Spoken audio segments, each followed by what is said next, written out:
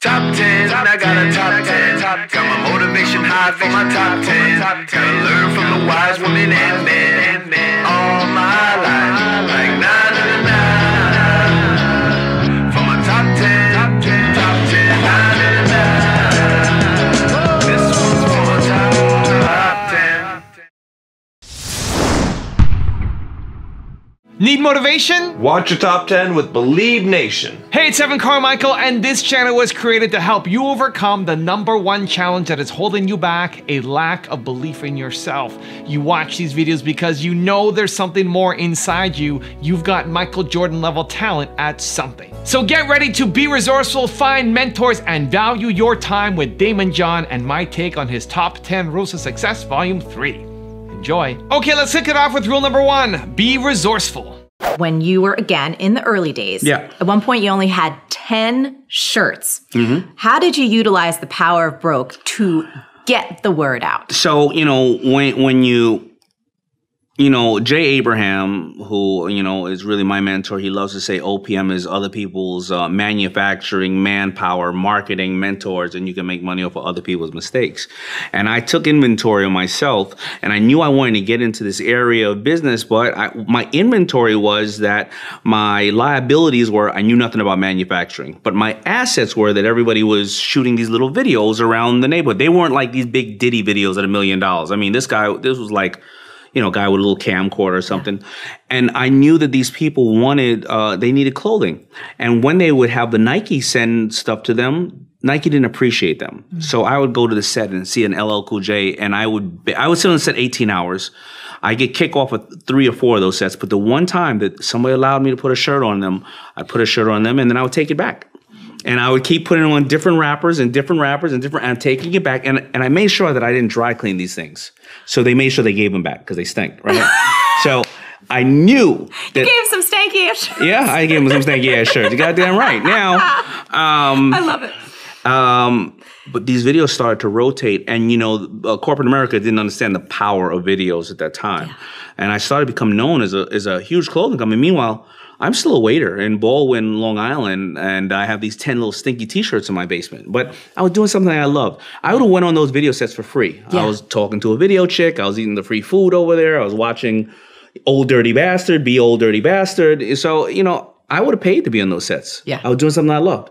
Rule number 2, find mentors. I used to go to a corner store at the end of after school, and I used to sweep up. And there's a guy named Tim who owned the corner store. He was a veteran, and he used to just show me how he dealt with inventory, how he dealt with his customers. And I always say that everybody's always looking for these big, huge mentors when there's mentors next to you every single day in the hood. If there's somebody who's had a store or anything for the last 10, 20 years, they understand the fundamentals of business. They understand, you either have to decrease costs or increase sales. They went through economic competitions. They went through taxes and changes. I mean, those people, they have the fundamentals, and you can learn all the basics. Life is a series of mentors. Then you go to another one, then hopefully you get so far in life that you can reverse mentor the ones who've been mentoring you, because you're bringing today's way of business to them. Rule number 3, value time. We got Gary V in here, Kyle Maynard, Grant Cardone I saw is in here as well. Grant Cardone, Mr. 10X, you got Gary V. We're speaking at the event together. Yeah, we were there last year. Grant, you know what I love about him in this book? He says time is so valuable that he'll set a meeting at 9:06 and be there at 9:06 and be over at 9:15. And so what does that do? That puts everybody else on their best behavior in regards to time. They'll know, I ain't going to come in at 9 and float around. 9:06, we're on. Yeah. And when you start valuing those, 1,440 minutes you have of the day, or 86,660 seconds you have of the day, when you start scheduling and understanding the value of that, you get the most out of your day. Rule number 4, play it smart. When LL Cool J and some famous artists started to wear your clothes, you were still full-time at Red Lobster. I was full-time, because we've seen too many movies where it says, go balls to the wall, burn every bridge. Oh, by the way, other people's money, it's wreckable. That's bullshit, right? Totally. The bottom line is don't quit your day job, all right? Because, you know, here's what was happening. As a waiter at Red Lobster, maybe I made $30,000 or $40,000, right? But if I did that, which I did for 5 years, and I would work my 60 hours at Red Lobster, then I'd put in another maybe 15 or 20 hours working on FUBU. But if I had to pay myself for those 5 years, that would have been $200,000. Now I'm $200,000. I had $200,000. I had medical. I was eating as many shrimp as I would like. I was using my network at Red Lobster to get things out of there. I was learning from the Red Lobster network of their corporation, their books on how they do business, and I was able to do my business longer and go through the pitfalls of it. And the business started to call me. I started to now work 20% on the business, 80% on Red Lobster. Then all of a sudden, 80% on the business and 20% there. But, you know, all these people who hear all those stories about, take out large loans and just go for it, it's a lie. They should never do that. Also, if you want to learn from other successful Black entrepreneurs, check out my 254 Black Excellence series. It's free. The link to join is in the description below. Why are you doing things? You have to ask yourself, right? And that is your discipline, right? Rule number 5, constantly improve yourself. What are some of the common attributes that you see that successful people, billionaires or people worth hundreds of millions, what is it that they have? They're always trying to educate themselves, constantly trying to educate themselves. They're trying to find out how could they be better or stronger at what they do. When I look at the billionaires, the funny thing about the billionaires is a lot of times they go around and they write down new ways of saving money on taxes. Because if you really think about this, if you're a billionaire and you have a company that's bringing in another $400 million, right? Mm-hmm. Instead of them thinking about how to do a new company, they think, well, why am I going to pay $200 million in taxes? How can I work harder to keep that instead of creating something new so they don't spread themselves too thin? Right? Yeah. Like, why create something new to make what I can save right now that I already got? All right? So they think that way. When I'm in the room with billionaires, it's funny.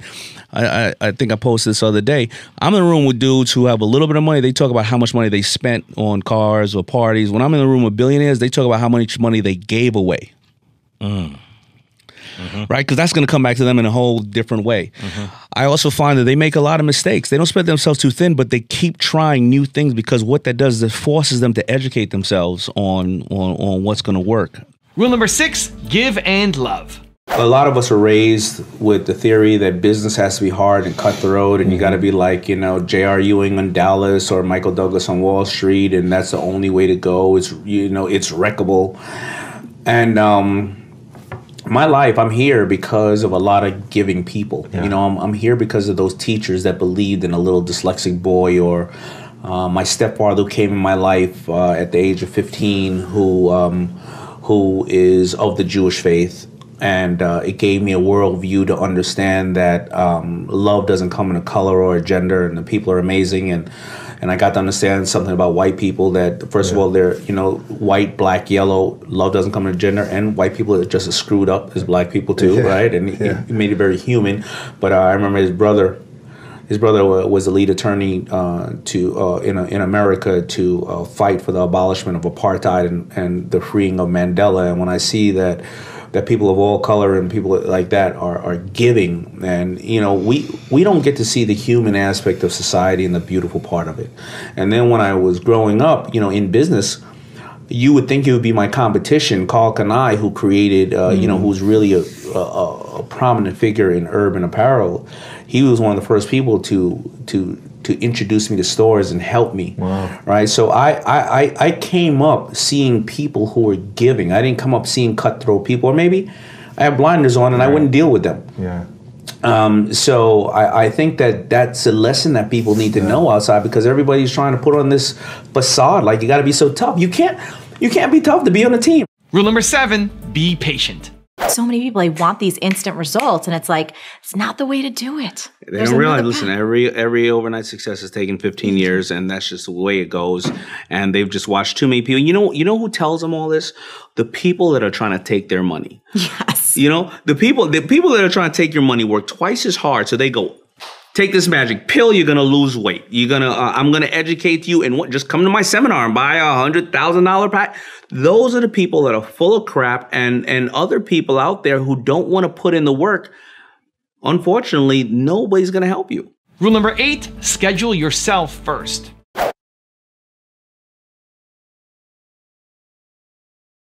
As I shared in Rise and Grind, they schedule their family first. They, you know, like, because as you get up, you know, listen, we're always scheduling everything else. What time to be on the train, what time to be at a meeting, what time to be on a conference call, what time to go to that dinner with a bunch of clients that you don't even really like to talk to anyway. They schedule they schedule their health. So they get up in the morning, they schedule their doctors, they schedule their family, and then they go ahead and schedule the other things, other people's priorities. But they schedule themselves first and foremost. Rule number 9, visualize your goals. This is another thing I like on the show, if it's possible. People have been willing to go there. I'm not suggesting it's just a little bit of pressure, but not too much. Share one of those 10 goals. I know you got some big ones. And no is a fine answer. But no is a fine answer. No. So one of those 10 goals that you read every day. It's easy. One of the 10 goals is I will get down to 170. That's my fighting weight. And, you know, after, like I said, the medicine and the things I've had to figure things out. But I will get down to 173 pounds by April 15th. And I will do this by drinking 8 glasses of water a day, not eating any fried foods, meats, and not eating after 6 p.m. unless it's after a workout. I will also put in 10,000 steps a day, and in return for this health, I'll be able to stay around in my daughter's lives and walk them down the aisle. Incredible. So what happens is when I get to April 15th, I can be 180. Doesn't matter. I reset the goal for another 6 months.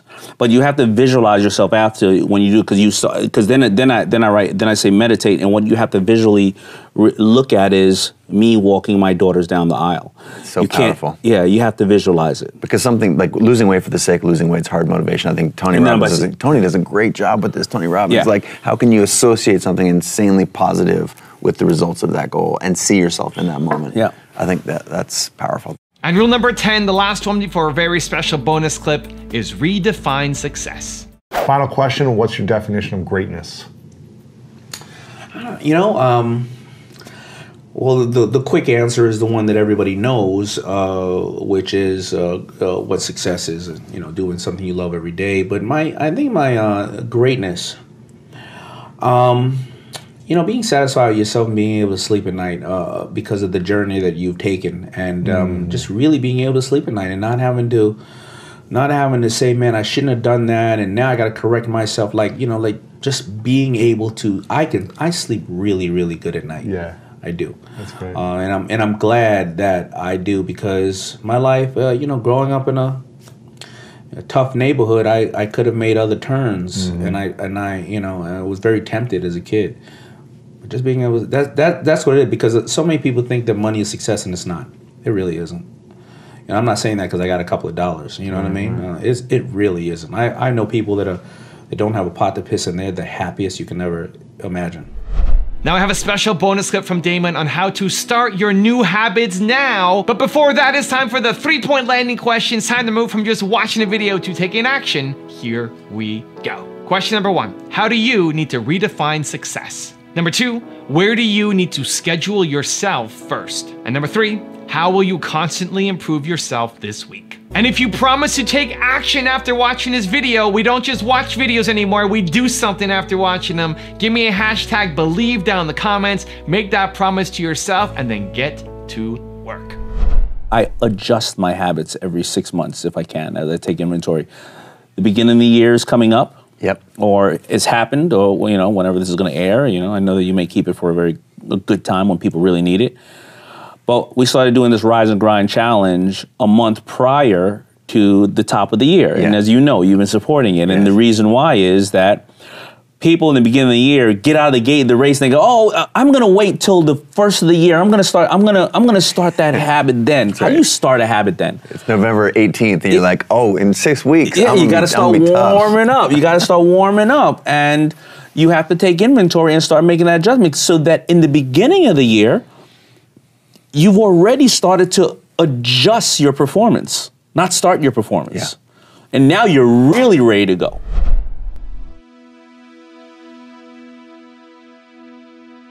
If you want another awesome video in our Black Excellence series, check out the video right there next to me. I think you'll enjoy it.